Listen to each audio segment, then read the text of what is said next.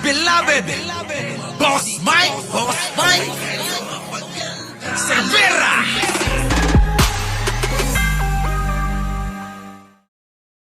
Eto na ngayon. Punta na natin si Sarah. Si Sarah pinagbibitiw na ng mga mambabatas. Ito, sulong to BP Sarah. Show some decency by resigning from DepEd. Kasi nga, mga boss, di ba? Alam nyo, sa totoo lang sa sobrang intindi ni Pangulong Bongbong Marcos dito kay Sarah, sa totoo lang, Sarah, mahiya ka na. Sabi ko nga, delikadesa ang kailangan mo. Mag-resign ka na dyan sa DepEd. Sa mga ginagawa mo na pagsama sa mga rally na sumisigaw nga na bangag ang presidente, mag-resign ang presidente, kung ano-ano sinasabi. Abay, hindi ka na nararapat na mapabilang pa bilang gabinete ng Pangulong Bongbong Marcos. Naloko na. Magkusa ka na. Diba? Magkusa ka na. Kasi nakakahiya na. Naloko na. Sabi dito ni Erexon, Pakidan, Sarah, resign ASAP. We need Attorney Lenny for DepEd. Payag na ako. Naloko Diba? na. Try naman natin si Lenny. Bakit hindi? Hindi porke mga pinklawan yan, wala nang karapatan para sa bansa natin para manungkulan. Diba? Bakit hindi natin bigyan? Sabi nga nila give chance to other. Naloko na. Hindi mo naman nagagampanan talaga yung tungkulin mo. Ang daming mga batikos sa'yo. Ang daming mga balita na hindi maganda. Ngayon, kung makakatulong naman at magagampanan naman niya ni Lenny yung trabahong inatang kay BP Sara na hindi niya nagagawa dahil inuuna nito ang alin?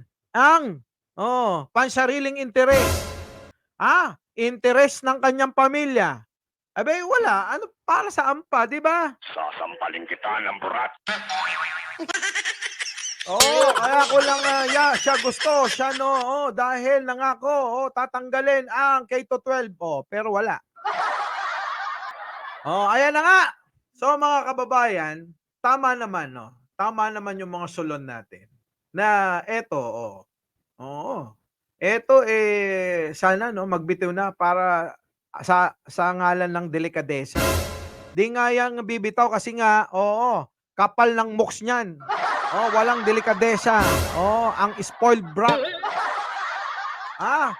Eto naman. Hayaan na natin si Lenny. Si Lenny. Tignan natin kung pagbibigyan ng administrasyon na ito. Wala namang problema, di ba? Wala namang problema. Sabi nga natin, mas nakakaalam ang administrasyon kung ano yung mapapabuti. Kaya lang, etong kapit sa tuko o kapit tuko na si Lenny na walang delikadesa, mga kababayan, wala nang tiwala sa iyo, huy! Hindi lang nagsasalita yung mama, sa Department of Basketball, sports na lang siya. Baka lahat, jowain niya yung mga basketballista. Naloko na. Diba? Baka jowain niya lahat yung basketballista. Diba? Ayun na nga Sabi dito, inuna niya ang boylet niya. Naglilihe na nga ata Grabe naman. Kung pwede nga si F. Elisa, siya na lang sana kasi most qualified siya. Sabi ni Nilda Galvez. Oo nga. Rostam Velarde. Anyways, mga boss. Eto naman, isa. Talakayan natin. Diyos ko, mga bitter no? Eto, Merlin Ignacio. Shoutout po. Sabi ni Bukiko. Kung may bukeke, may Bukiko tayo. Eto si Bukiko. Parang no? Parang butete. Kampanya pa lang, may bad blood na si Lisa Marcos kay BP Sara. Nagsalita na naman yung hindi pinaniniwalaan ng mga Duterte. Di ba? Naloko na. Kayo ba'y naniniwala pa rito? Naniniwala pa ba kayo dito kay Roque?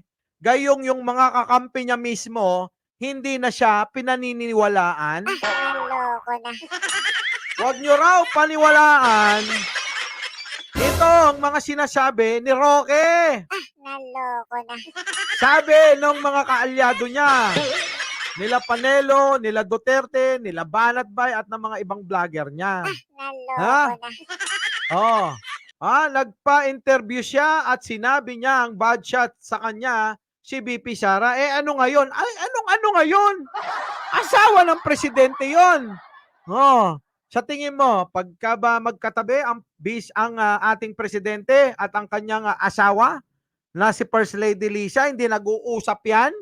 Alam nyo, nagkikwentuhan yan, mojo-mojo. Oo, di ba?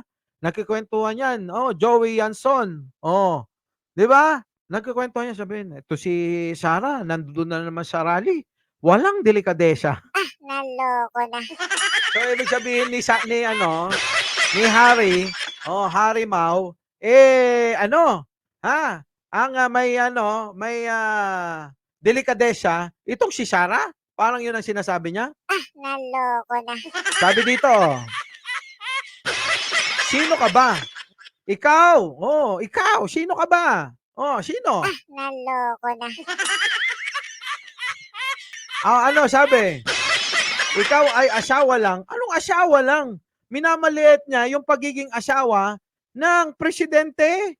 Ikaw, sino ka? Ikaw ay asawa lang din ng sinibak, ng administrasyon ni Pangulong Bongbong Marcos. Naloko na.